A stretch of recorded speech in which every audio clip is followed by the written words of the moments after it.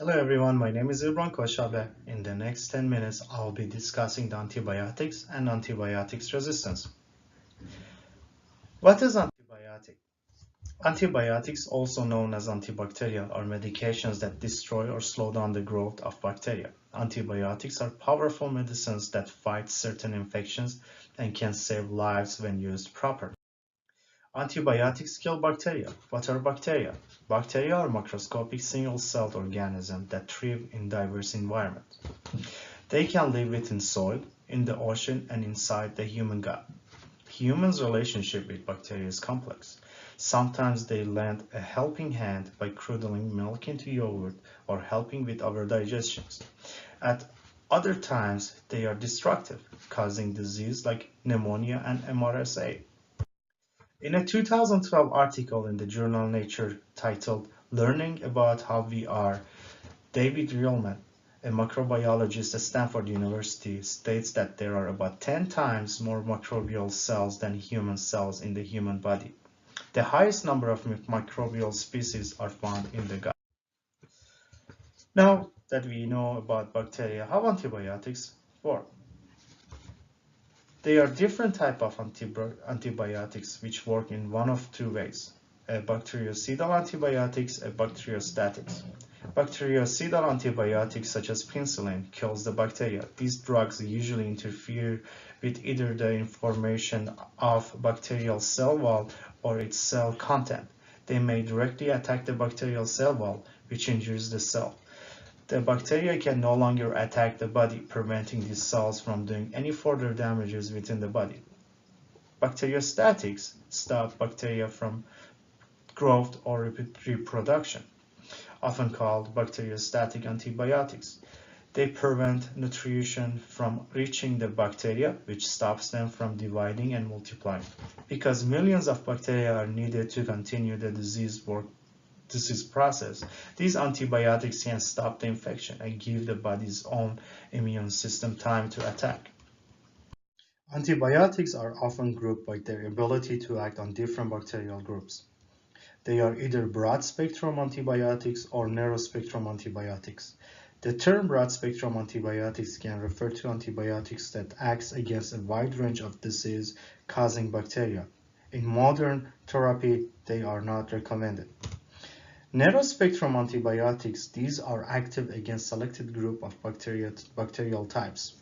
They are used for a specific infection when the causative organism is known and will not kill as many of the normal microorganisms in the body as the broad-spectrum antibiotics.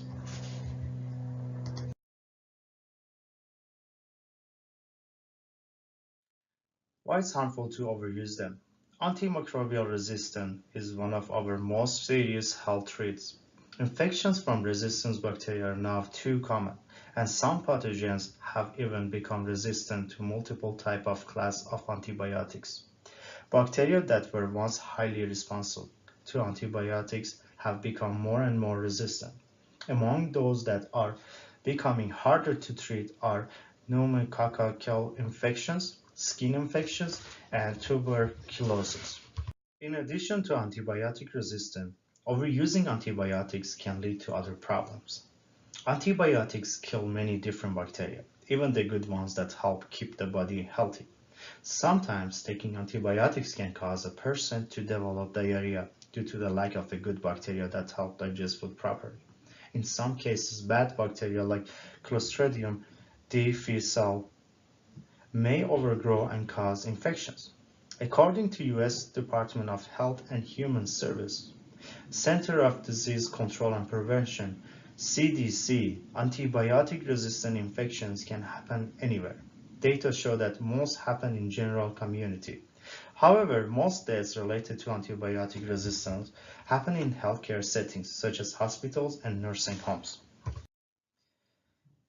Antibiotic resistance is a worldwide problem. Now, new forms of antibiotic resistance can cross international boundaries and spread between countries with ease. Many forms of resistance spread with remarkable speed. World health leaders have described antibiotic resistance microorganism as a nightmare bacteria that pose a catastrophic threat to people in every country in the world. What happens if antibiotics lose their effectiveness? According to Dr. Tom Frieden from Stanford University, when first-line and the second-line antibiotic treatment options are limited by resistance or are unavailable, healthcare providers are forced to use antibiotics that may be more toxic to the patient and frequently more expensive and less effective. Even when alternative treatments exist, research has shown that patients with resistant infections are often much more likely to die, and survivors have significantly longer hospital stays, delayed recuperation, and long-term disability. Efforts to prevent such a trait build on the foundation of proven public health strategies, immunization, infection control, protecting the food supply, antibiotic stewardship, and reducing person-to-person spread through screening, treatment, and education. CDC estimates that in the United States, more than 2 million people are sickened every year with antibiotic-resistant infection, with at least 23,000 dying as a result. The estimates are based on the conservative assumption and are likely minimum estimate. In addition, almost 250,000 people each year require hospital care for Clostridium difficile infections. In most of these infections, the use of antibiotics was a major contributing factor leading to illnesses. At least 14,000 people die each year in the United States from difficile infection.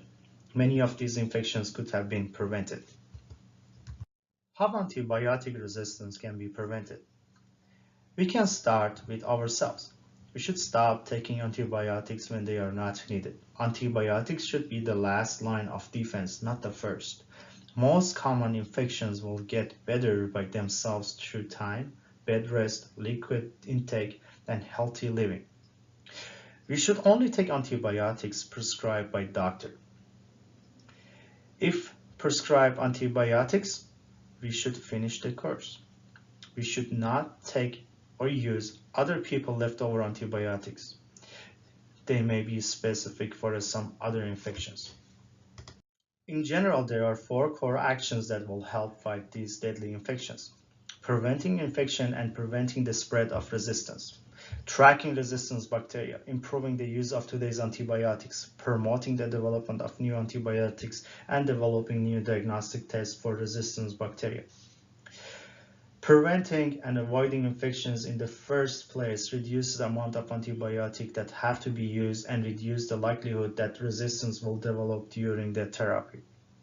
CDC gathers data on antibiotic-resistant infections, causes of infections, and whether there are particular reasons that caused some people to get resistant infection.